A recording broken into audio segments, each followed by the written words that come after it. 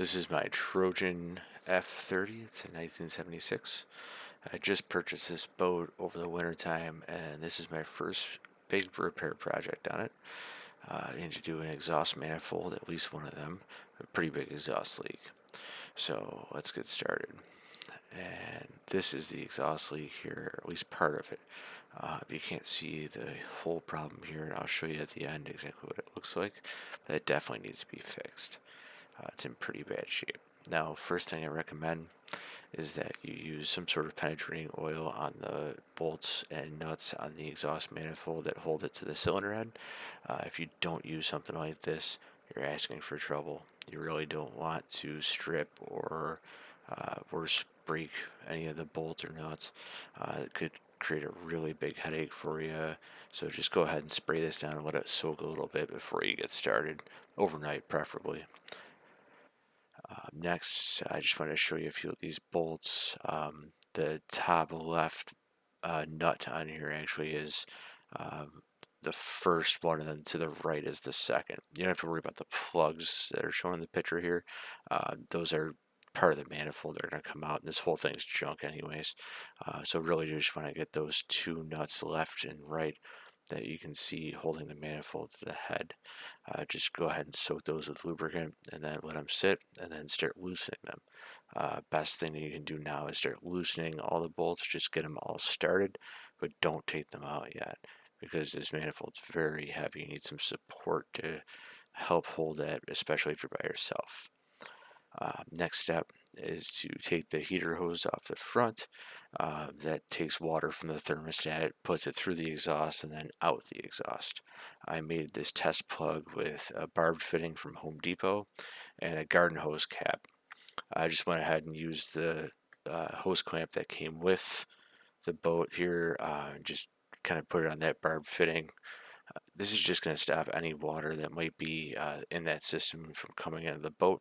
This is overkill, probably not necessary, but just something I would do to be safe, just to make sure we don't have any problems in the future. The last thing you want to do is fill your boat with water, especially if you take a lunch break or go out to your truck to get some parts. You don't want water coming in that you don't know about. So it doesn't hurt to be safe. It cost me about $5. Here's the exhaust tube. There's a hose clamp that holds this on. Actually, two hose clamps that hold it on. There's really big hose clamps, just basic band clamps you can get from a parts store or Home Depot even.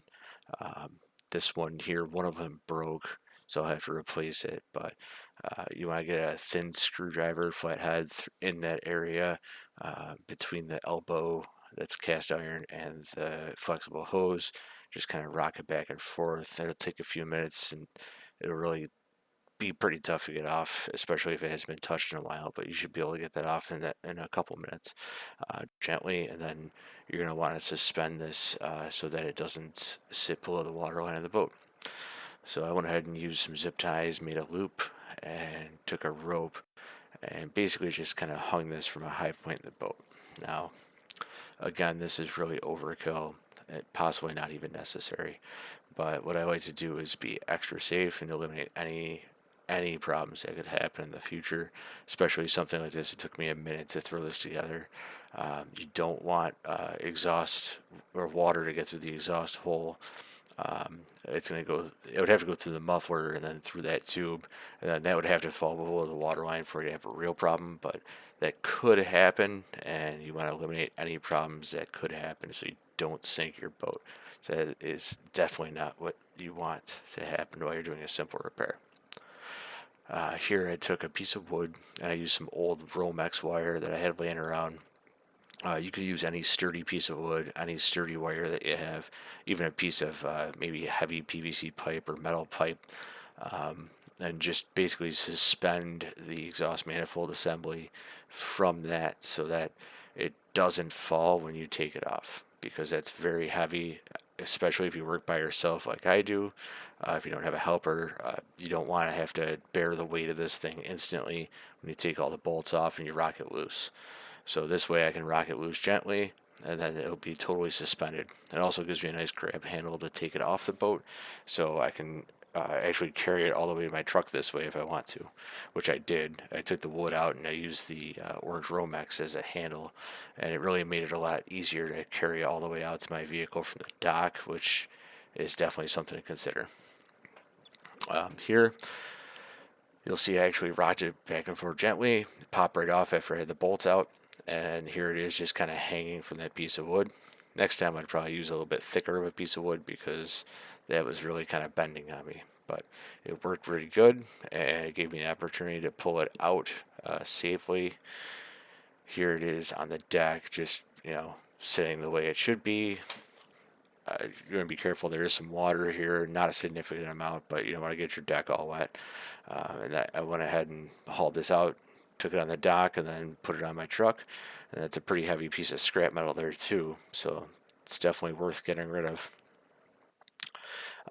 Here you can see the engine without the manifolds on it at all. There were 4 studs that I were able to keep that were in very good condition. It also made it a lot easier to install the new manifold. I replaced the 2 end studs with actual bolts that came with the manifold. As you can see, the gasket surfaces here are pretty gross too, so we want to clean those up real good, make sure we get a good seal. Also, take note of your spark plug wires, how they're routed. It's easy to get those pinched or doubled up when you go to bolt the new one on. You don't want that either. Here's the old gasket. Obviously, that's pretty crusty. I pulled that old one off, used a plastic scraper and not a metal razor blade that didn't damage the head. And then just kind of scrubbed it up, used some rubbing alcohol as well to get any old gasket sealer off. And just got that all cleaned up, got the old one off. And next, we are definitely going to clean these up a little more. And this is the actual manifold, the end of it. So this is the front end. And there's a plate that goes on this that comes with it if you buy a whole assembly. So the plate has a barb fitting that goes in the water jacket. That's where that hose comes in from earlier.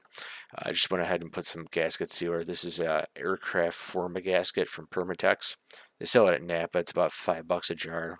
Went ahead and put it on the gasket as well. Just a thin layer on each, both the surface, the gasket, and then the other mating surface. And went ahead and installed all the plugs. So there's 6 plugs total. 3 are brass, 2 are large steel, and 1's a smaller steel one. Went ahead and put these in there. Just wanted to get it all cleaned up and ready to install. Once these were in, I put a little Teflon tape actually on the steel ones as well to make sure they seal well because they hold water. The brass ones, I don't think that's necessary, but you want to consult a manual for that. And here is the engine itself. So the cylinder head, I had put a little bit of forma gasket on that as well, a thin layer. And then the gasket on there just to be ready to put the manifold back on. Obviously, I cleaned this up really good before I did that. And then it's really important here too to get everything lined up right. Thin layer of gasket sealant on the manifold itself as well too, and just kind of let it air dry for a second. And then we're going to go ahead and put the manifold right on there. I used a couple nuts that were actually already on the boat. They were in good shape. So I cleaned them up, put them back on. And then I used 2 brand new bolts and just kind of torqued everything down. I didn't know the exact torque specs, so I just did it till it felt right. But you'd probably want to consult a manual if you're not sure. Here's the assembly with the riser on the end. So the riser on the back end there is has 4 half-inch bolts holding it in, and then there's actually 4 plugs that you got to make sure that you install here. 2 on the bottom, and then 2 on the side.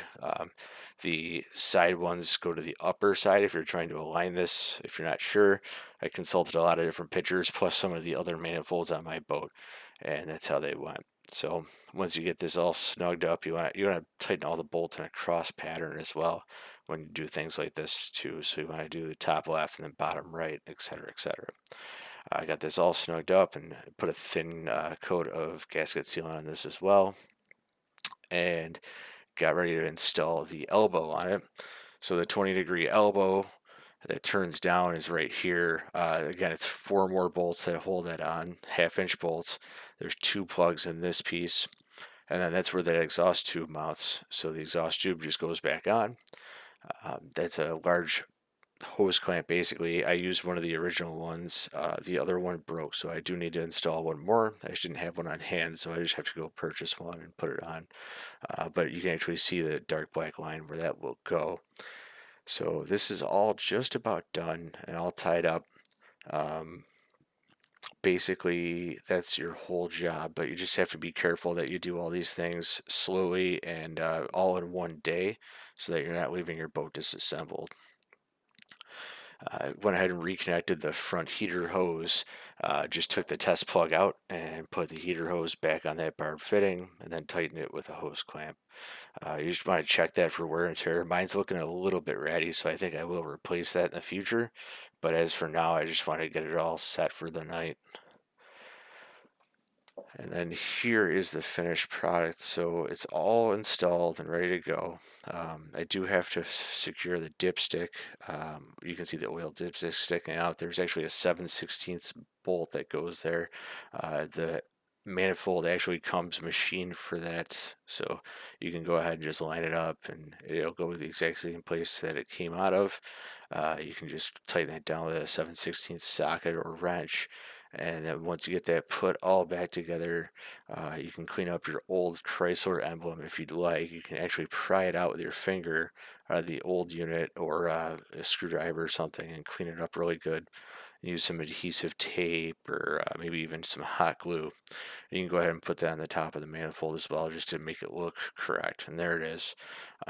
Mine actually needed to be cleaned even more, so I had to take it off and take it home, and I may even order a new one just so it looks good. You can see the dipstick still loose here as well, but that's going to get reattached. But again, another important thing to look at is your spark plug wires. You want to make sure that they're not doubled up or pinched.